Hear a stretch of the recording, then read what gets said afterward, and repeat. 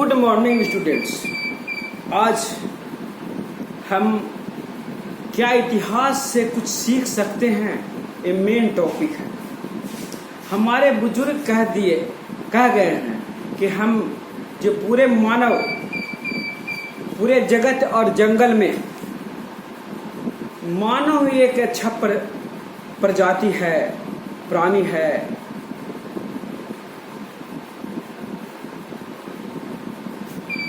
अन्य प्राणी, सभी प्राणियों से अच्छा मानव जाति ही अच्छा है। लेकिन जरा सोचिए, जो भी संसार में प्राणी है, शेर को नहीं मारता, हाथी है हाथी को नहीं मारता, सिंह है कभी दूसरे सिंह की हत्या नहीं करता। एक इंसान ही है जो कई तरह से दूसरे इंसानों को हत्या करता है या करवाता है, कभी धर्म के नाम पर, कभी जाति के नाम पर, कभी दौलत के लिए, कभी सत्ता के लिए। यानी 4 चीजों के लिए मानव एक दूसरे की हत्या करता है। यह तो विकासवाद का अपमान है और घोर अपमान है। मतलब इंसान तो बंदर से भी बदतर है, हो गया है। दुनिया का इतिहास हिंसा के इतिहास से भरा पड़ा है।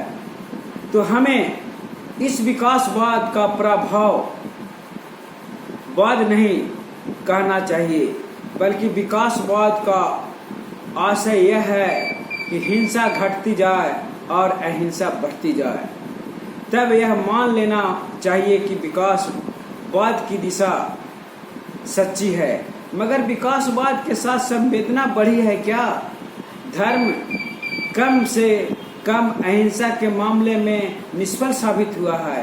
विज्ञान एटम बम तक जरूर बना लिया है, जरूर पहुंच गया है, परंतु एक इंसान दूसरे इंसान के दिलों तक क्या पहुंच पाया है? और इसमें क्या विज्ञान की गलती है मानी जा सकती है? नहीं, विज्ञान की गलती नहीं है, बल्कि इंसान की मानसिकता की गलती है। पूरा पश्चिम एशिया हिंसा के चपेट में है। ऊपर इस समय रूस और यूक्रेन के बीच युद्ध जारी है। यह युद्ध कब बंद होगा, कहा नहीं जा सकता। लगता है मानव जाति के अंत के लिए पूरा व्यग्र है।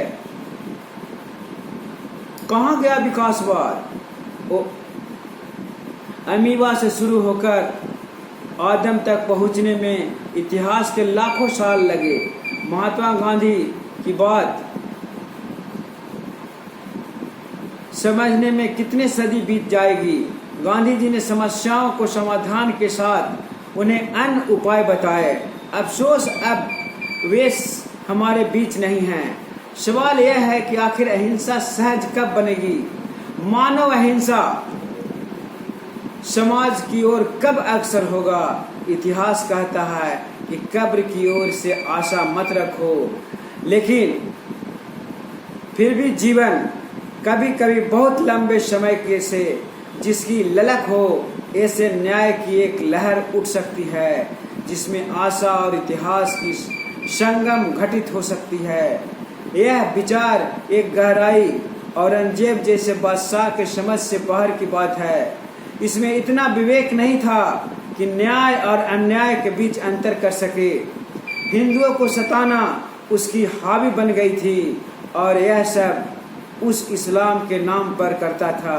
छत्रपति शिवाजी महाराज औरंगजेब को पत्र में लिखा था, अल्लाह तो सभी इंसानों को रब्बिल आलमीन यानी संपूर्ण जगत का पालनहार है, सिर्फ मुसलमानों का रबीन मुस्लिम नहीं।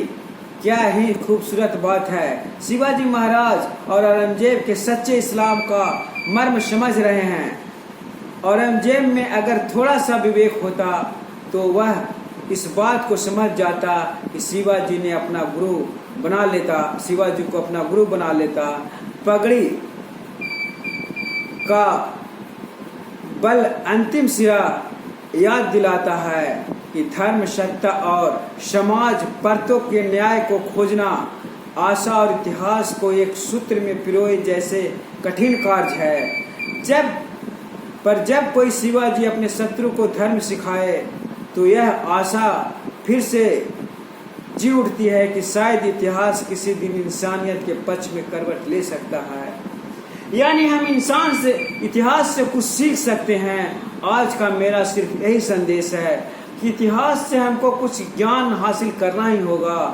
धन्यवाद। आज का सिर्फ इस आर्टिकल का यही मेरा उद्देश्य था कि क्या इतिहास से हम कुछ सीख सकते हैं। तो इंसान तो परमाणु बम तक बना लिया अपने मारने के लिए, लेकिन जो इंसान जो विश्व का सबसे सुंदर और अच्छा वस्तु है आज वह क्या गिर चुका है। इन्हीं चंद शब्दों के साथ मैं अपना वक्तव्य आज बंद करता हूँ। धन्यवाद।